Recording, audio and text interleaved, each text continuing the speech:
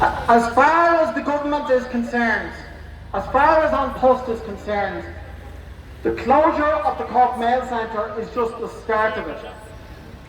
Their plan: close the mail centre, axe the 240 jobs.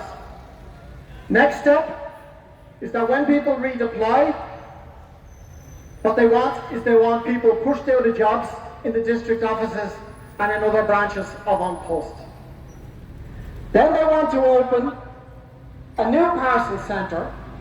Will it be in Ballincollig? Will it be in Watergrass Hill? 2023. Are they going to have the same wages? Are they going to have the same conditions? It's a race to the bottom being organised by An Post. And if any mail centre worker in Dublin or Portlaoise or Athlone thinks they close Cork, not us, let the message go out loud and clear. If they succeed in closing Cork, then you're next.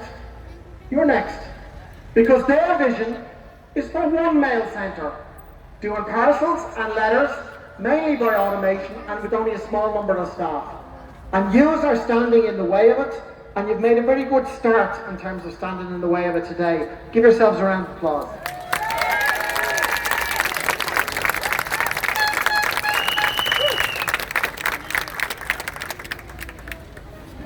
Now let's cut to the chase. The big question is the demonstration today a last hurrah? No. Before the mail centre begins to wind down? No. Or is the march today, the tremendous demonstration that you've organised today, is that the beginning of a real and serious fight back to save the mail centre and to save the 240 jobs?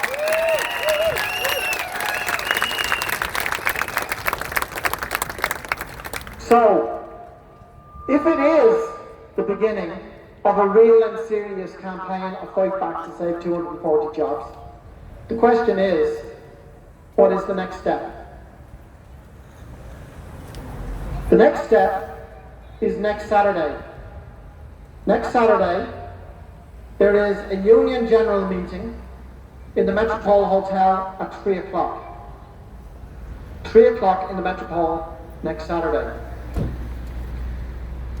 John Ahern will make points about this in a moment.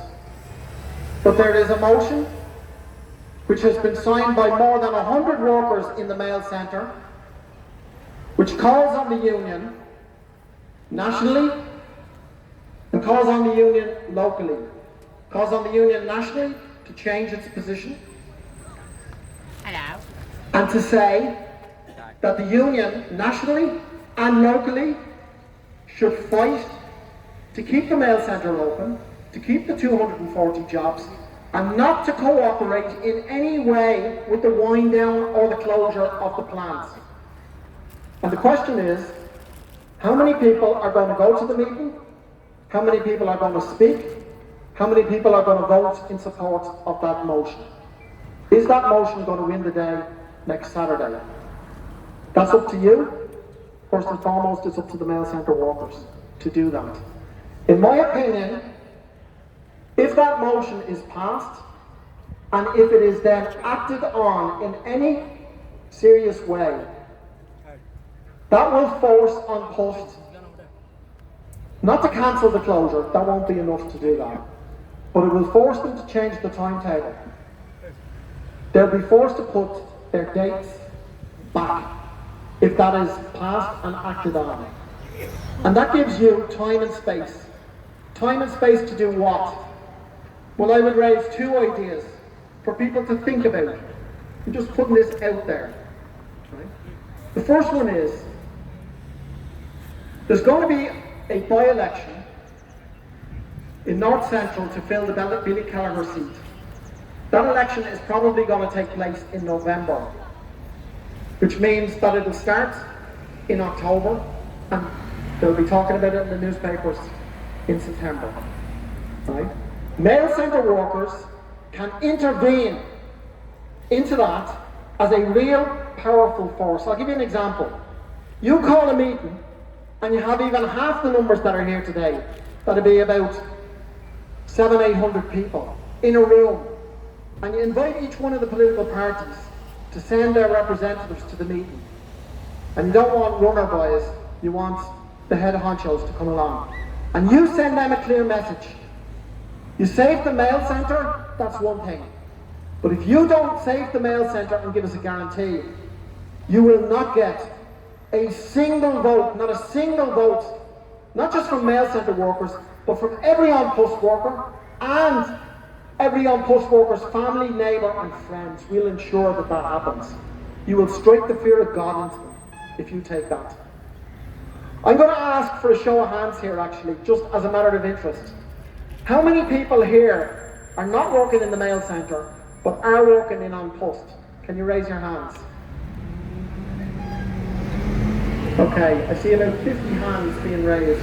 I'm sure there were other people on the demonstration, right? The workers in the mail centre may have to ask you for your support and solidarity. You gave solidarity by coming on the march today. But are there other acts of solidarity that could take place? A discussion needs to take place on this, folks. There needs to be a discussion. For example, if in the run-up to a by-election, something that could be done that would fire a shot across the bows of on-post and would fire a real shot against the bows of the political establishment would be if there was a work stoppage in Cork. All on-post workers in Cork for a day or for half a day saying no, you're not going to close the mail centre, you're not going to axe 400, 240 jobs, and you're not going to have a race to the bottom. That's a big step to take. Is that something that on-post workers would be prepared to consider? That's something that there needs to be a discussion on. Alright? And I know that nothing's being decided today. I'm putting some points out there, and I'm asking you to seriously think about it. Because if this isn't a last hurrah, and this is genuinely the beginning of a serious organised campaign to fight back, those are the kind of steps that we need to be looking at. Let's start thinking about it and let that discussion begin. And in the meantime, let's have a powerful attendance at the union meeting next Saturday and a huge majority for the motion to fight the closure of the mail centre. Thank you.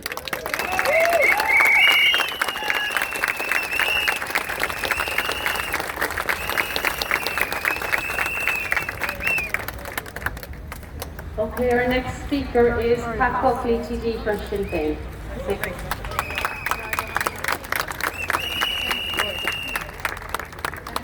Good afternoon, everyone. Normally I shouldn't don't have too much to say today, so I actually have to write something down. First of all, I want to say I want to put out a statement to the government to let them know that Ireland is not a one-county country. We want to tell Leo that Ireland is a 32-county country and Cork is a county, right? The one thing I want to say about the decision from Post to close any mail centre in the country is a great mistake. As reported back in the media in April this year, it stated that there had been a 40% rise in parcel volumes. So why is Post actually adamant that Cork's mail centre should close? Can you remember, some of you here can remember, I suppose going back many years ago, they closed NAT in Cork. They said we didn't need fertiliser. A couple of years later, they told us we didn't need sugar, and they closed the Mallow beef factory. And now they're trying to tell us that you don't need a post office and a parcel service. Who the bloody hell are they trying to call?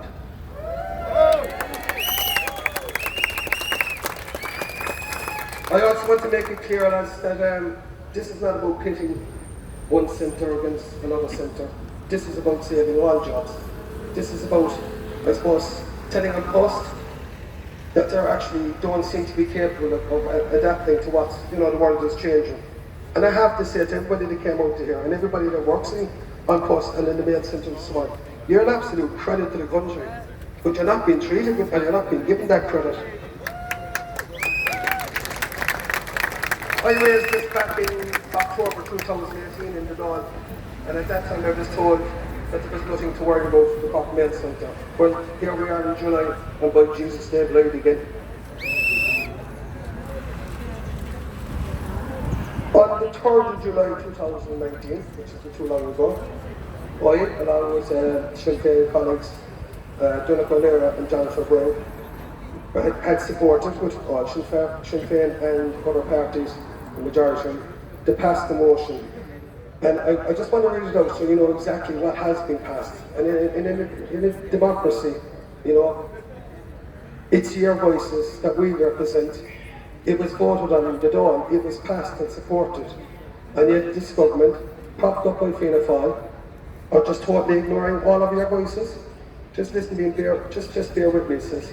It's to instruct that post to reverse their decision to close Cork Mail Centre and enter into negotiations with workers and trade union representatives to draw up a plan by the 1st of January 2020 to expand on post-parcel delivery service without resorting to job losses. So it was supported fully.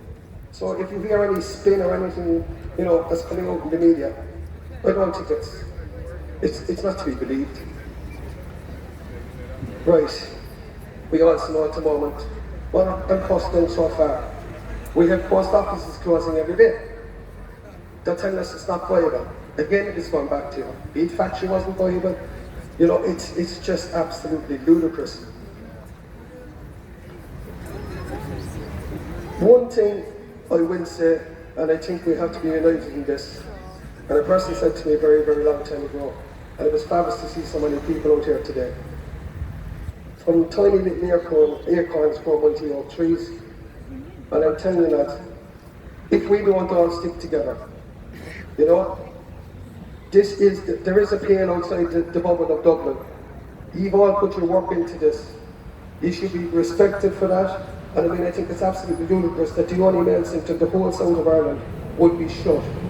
And it was said already, there is rumours and there is fears that there will be a massive downscale. And all this will be outsourced and privatised. 0 contracts, no respect for workers. You can go on and on and on. And if we don't start now and find out and demand from the government, and you must remember, they're being propped up by Fianna Fáil, so you get onto your TVs there and you lobby and say, you have the power here to pull the plug on this and stop the cuts in these mail centres, or these people will get out on the street and we'll know it when it comes to voting day. Thank you.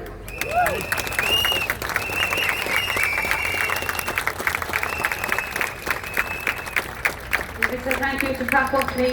Okay, our last and final speaker is another colleague, John Ahern.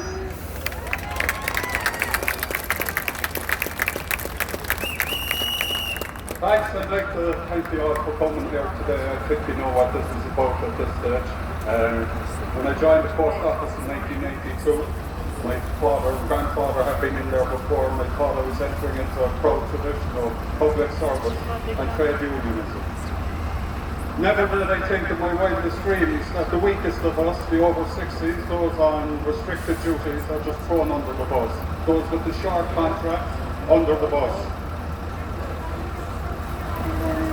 We need to tell our union, the Communication Workers Union, and we'll start telling them next week at the meeting, that our 240 jobs are just not another day in the office for those up in Dublin. These are real lives, and these really matter.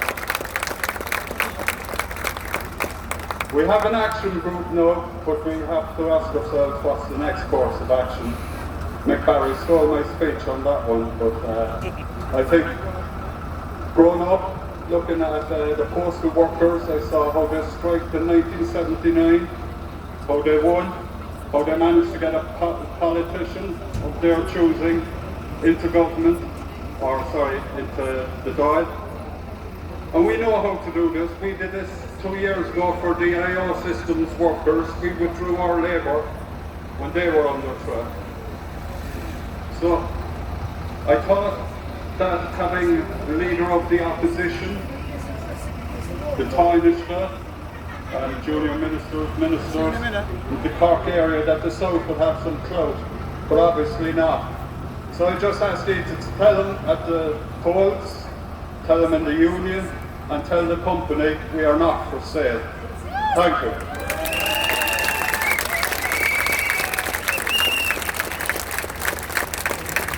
Okay, last but not least, we on the committee, we would like to thank everyone today for coming out to support us. I would especially like to thank Mick Barry for all the help and support he has given us since we received notice of closure. And this is just the start of a campaign to fight back. Thank you everybody again. And could I have all the petitions brought up that were sent out earlier? Girls to have them. Before we go, one more thing. Workers unite. Do what's right. Simon Coveney, Fine Gael, our jobs are not for sale. And don't trust on cost. Thanks a million everyone, very appreciated.